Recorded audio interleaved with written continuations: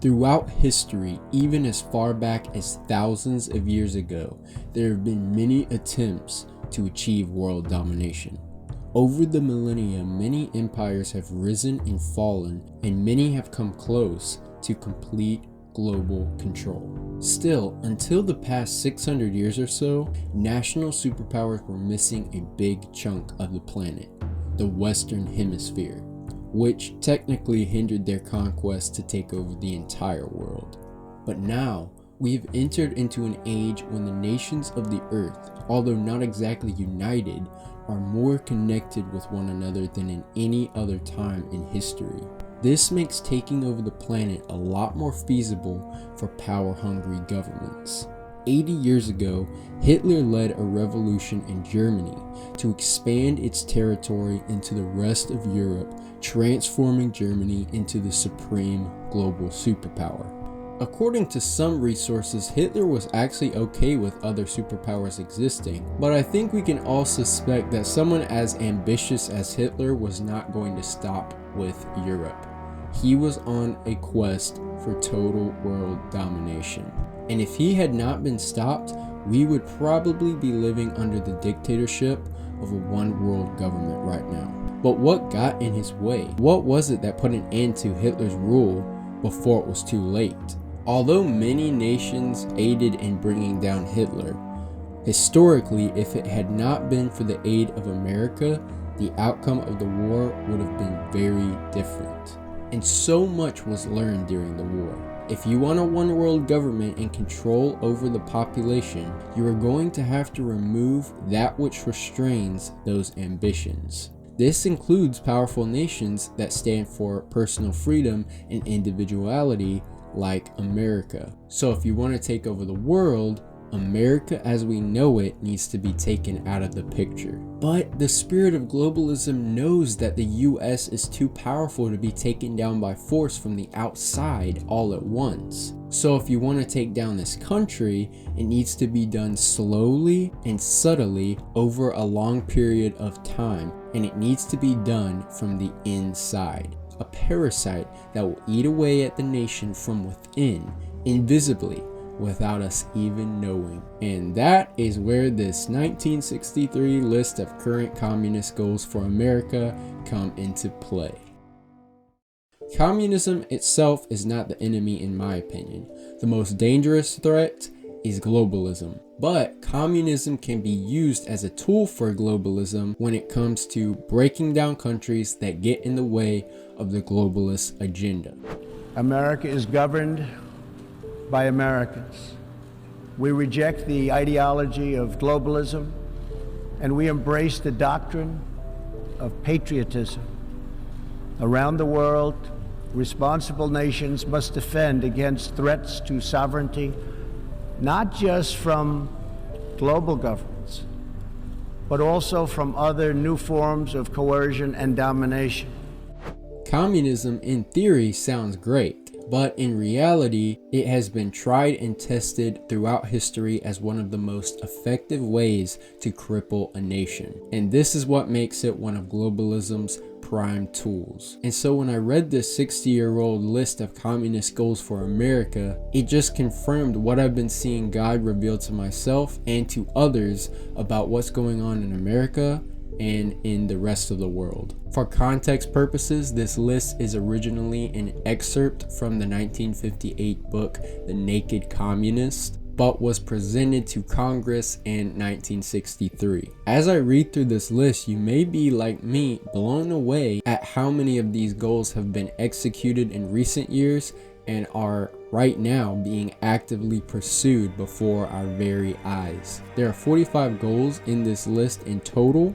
Some of them are relatively outdated as they involve geopolitics, so I'm not going to go over all 45, but I will put a link to the full list in the description box if you want to read all of them. Now listen closely to some of these goals from all those decades ago that we are seeing be executed now in this time. I also may paraphrase a few just for clarity. U.S. willingness to surrender or compromise in preference to engaging in atomic war. Develop the illusion that total disarmament by the United States would be a demonstration of moral strength. Permit free trade between all nations, regardless of communist affiliation and regardless of whether or not items could be used for war. Promote the United Nations as the only hope for mankind. If its charter is rewritten, demand that it be set up as a one-world government with its own independent armed forces. Resist any attempt to outlaw the Communist Party. Capture one or both of the political parties in the United States. Use technical decisions of the courts to weaken basic and fundamental American institutions by claiming their activities violate civil rights. Get control of the schools.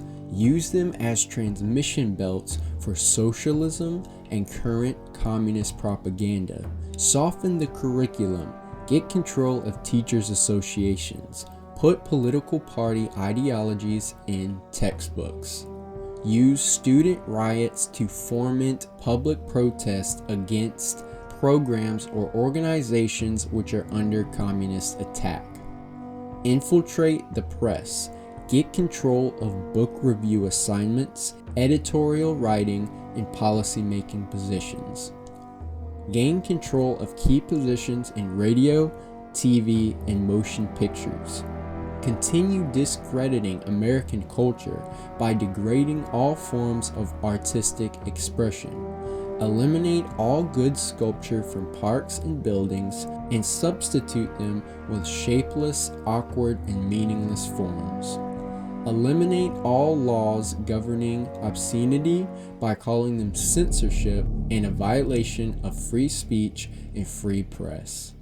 Break down cultural standards of morality by promoting obscenity in books, magazines, motion pictures, radio, and TV. Present the LGBT community, degeneracy, and promiscuity as normal, natural, and healthy. Infiltrate the churches and replace divine revelation and conviction with social religion that conforms to the need of the culture.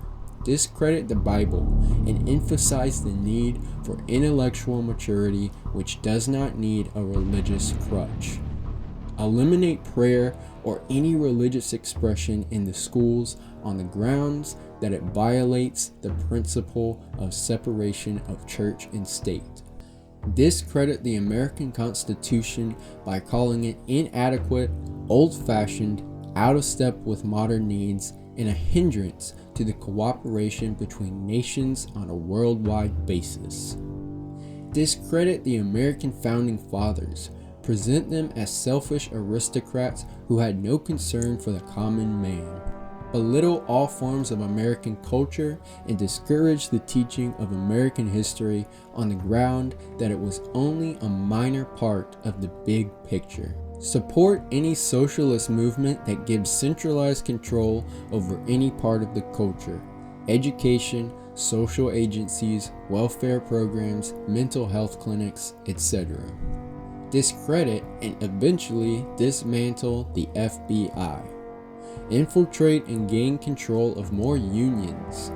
Infiltrate and gain control of big business. Transfer some of the powers of arrest from the police to social agencies. Treat all behavioral problems as psychiatric disorders which no one but psychiatrists can understand or treat. Discredit the family as an institution.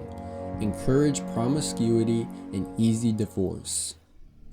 Emphasize the need to raise children away from the negative influence of parents. Attribute prejudices, mental blocks, and the retarding of children to the suppressive influence of parents. Create the impression that violence and insurrection are legitimate aspects of the American tradition, that students and special interest groups should rise up and use united force to solve economic, political, or social problems. Repeal laws that allow the United States to prevent the World Court from taking control of domestic problems.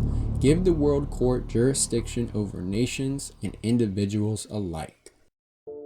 So as you can see, a majority of the goals listed in this document have been executed before our very eyes. And you can also see little hints within this list that lean towards prioritizing world affairs over national affairs, which leans more towards a one world government. Some may say, well, what's so bad about globalism? Well, that is a question for a whole other video, so make sure you subscribe so you don't miss out. On a somewhat separate note, I couldn't help but notice that this entire concept of taking down America from the inside for the sake of removing any nation that would resist a one world government is ironically the same theme in the Marvel movie Captain America: The Winter Soldier. This, in my opinion, is a clear example of predictive programming, which basically exposes the public to ideas through media prior to those ideas being revealed or executed in reality. This could weaken the risk of controversy or public resistance by desensitizing them to certain concepts ahead of time. Watch this clip and let me know if you see any similarities.